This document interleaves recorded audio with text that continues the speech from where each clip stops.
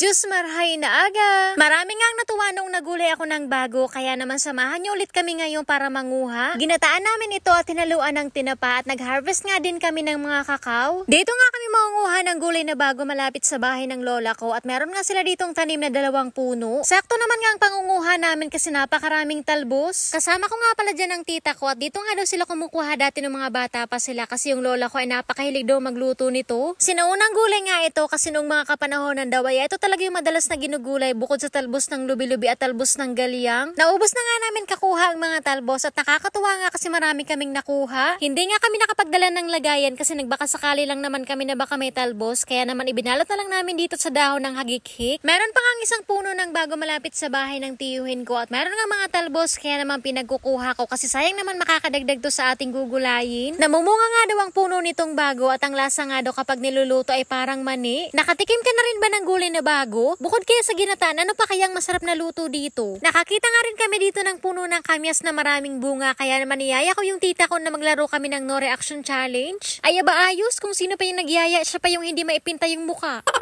Ipinagsama na nga pala namin yung mga nakuha naming talbos at marami-rami nga ito pero sigurado kapag naluto na to ay kakaunti na. Napakarami nga ng bunga at hinog ng puno ng kakao dito malapit sa bahay ng tiyuhin ko at ang iba nga ay nabubulok na at nasasayang lang. Kaya naman para mapakinabangan ay pinag-harvest na namin kasi masarap to gawing tsokolate o di kaya naman tableya. 3 puno nga ang pagkukuhaan namin at halos lahat ng bunga ay mga hinog na. Gumamit nga pala kami ng kawit sa pangunguha kasi hindi naman pwedeng akitin kasi masyadong marupok ang sanga nitong kakao. Nakakatuwa nga kasi napakarami nang nakuha namin. Pagkatapos namin manguha ay nag-intindi na rin kami pa uwi at pagkarating nga namin sa bahay ay inisikaso ko na rin itong gugulayin kong bago. Ang dahon nga lang naman yung gugulayin natin kaya naman pinag-alasan ko muna ito ng tangkay para mamaya gagayatin na lang. Sa paggagayat nga nito ay dapat pino at mahahalin tulad ko nga ito sa paggayat ng talbos ng kamoting kahoy. Nung nagluto nga pala ako nito ay naluan ko ng talbos ng lubi-lubi kasi konti lang yung nakuha kong talbos ng bago. Pero ngayon ay hindi ko hahaluan ng ibang gulay kasi medyo marami naman at para malasahan natin ang totoong sarap nito. Natapos na nga ako maggayat kaya naman isinalang ko na itong aming kawali at inilagay ko na ang gata at naglagay na rin ako ng mga pampalasa katulad ng bawang sibuyas at luya. At nang kumulo na nga ay inilagay ko na itong gulay na bago at hinalo-halo ko lang para magsama-sama yung mga sangkap. Purong gata nga pala yung inilagay ko dito para mamaya ay nagmamantika. Kumulo na nga ulit kaya naman naglagay na ako ng pampadagdag sa lasa ang asin at paminta at nang malapit na nga maluto ay inilagay ko na itong mas lalong magpapasarap dito sa ating gulay ang hinimay na tinapa. At para may sipa ay naglagay ako ng 3 sili para mamaya ay masarap yung kainan. Luto na nga ito pero papamantikain ko muna bago hanguin. Shoutout nga pala muna kay Aiza Dumagco ng Gugun Preto Diaz. Hinango ko na nga kaya naman karaon po. Thank you Lord sa blessing. At hanggang dito na lang muna. Maraming salamat po sa panonood. See you in my next vlog.